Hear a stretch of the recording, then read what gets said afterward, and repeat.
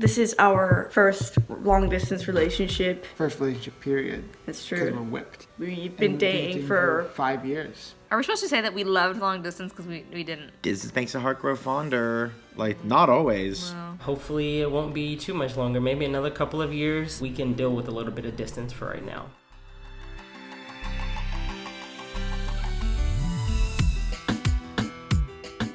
the travel tips I have. Get an airline credit card, commit to an airline, commit to one, and then like use as many benefits as you can with that one airline. You know, we had to have that conversation about finances and what that looks like, and we felt like, you know, according to our relationship, we were in a place to be able to share a credit card with one another, rack up some points, and be able to use those for tickets. And we've been able to purchase a few tickets. So like here in a couple of months, we're headed to Thailand, and we had racked up enough points to be able to afford both of our flights. Flights just aren't the most money conscious thing to do. So we typically drive to see one another, and then we both have dogs. And so our dogs are best friends. With that, we try to drive, you know, every 3 to 4 weeks. It's budgeting, you gotta prioritize.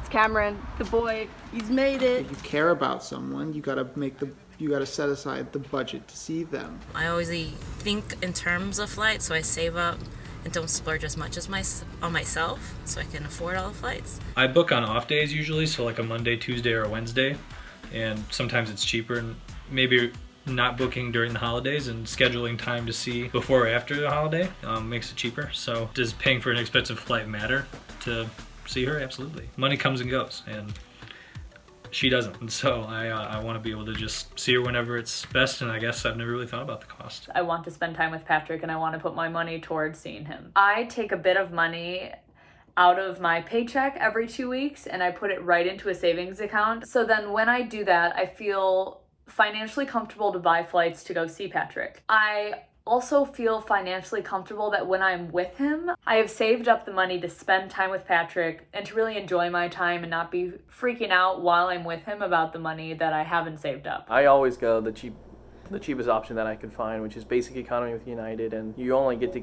have one carry-on backpack, and so that's what we've been using. I have to stuff it with all my stuff for maybe like a week, and I roll up all of my clothes into little like rolls and stack them. I think that when it's long distance, it's easy to splurge when we're finally together. Yeah. Because it's a special time. But we've been able to appreciate being more frugal with our spending.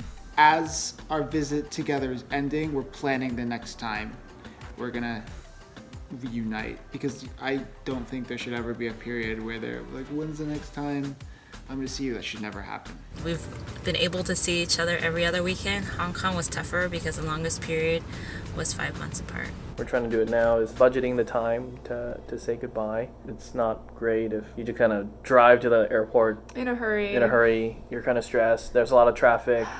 You're running late for your flight. That's all. You only have like a minute or two to say goodbye.